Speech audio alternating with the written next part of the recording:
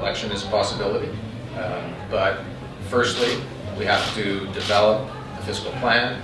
We have to consult with Albertans about what they think is best. If we'd had the luxury of a little bit more time, raising it maybe a month earlier and having the opportunity to debate it and discuss it, I think many people would have come to the same conclusion that I did. My decision not to seek a third term as MLA of Edmonton Meadowlark.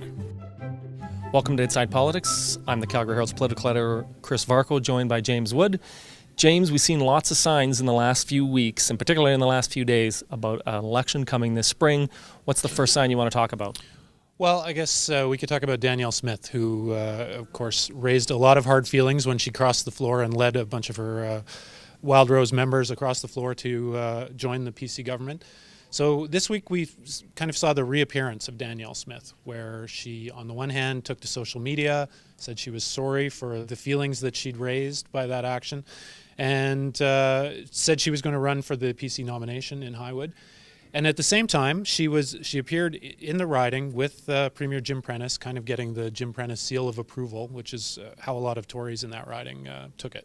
What do you think as the main signs of the election coming? Well, I mean, I think the reintroduction of Danielle Smith was a clear sign. It didn't go over particularly well.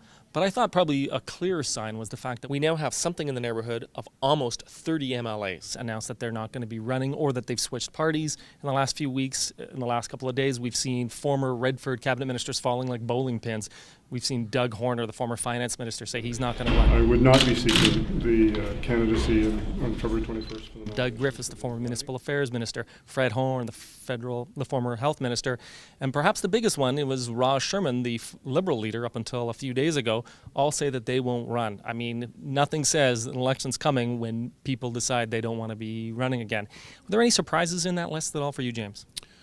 Well, I guess the sheer volume of people who chose to get out of politics was somewhat surprising. I thought perhaps some of the former Redfordites would stick around and see if they could be rehabilitated in the next go-around of the Prentice government. But yeah, they're definitely clearing the decks for an election. You know, I guess the other thing that is an obvious sign is just the signals that the Premier's been sending out to them in the past few days. One was the fact that he told the opposition leaders, get ready. It doesn't matter whether you've got leaders in place or not, you better be prepared to run, because he's not going to wait if he decides that it's in the interest of Albertans and, frankly, his own party to run. Separately, we saw him announced that Cabinet and himself would take a 5% pay cut, and they were calling on all MLAs to do so as he prepares to introduce some tough medicine. That seems to me to be an obvious indicator that everyone's got to get ready. Yeah, the pay cut is sure. It definitely plays like the foreshadowing of an election platform. And in terms of the comments he's made, yes, the Premier isn't making any bones that an election could be forthcoming, although he keeps suggesting he hasn't made up his mind, but he's certainly sending signals like he's ready to go. And it's interesting, I guess, he clearly believes that he's in a strong enough position that he can get away with the political consequences of going against the province's own fixed election law, and by seemingly taking advantage of two of the opposition parties who will enter an election leaderless. He thinks that voters ultimately are not going to punish him for that. Right, and I guess that's the balancing act that they're weighing right now. Let's talk about the other sort of, I thought was the big issue here, and that was Raj Sherman stepping aside.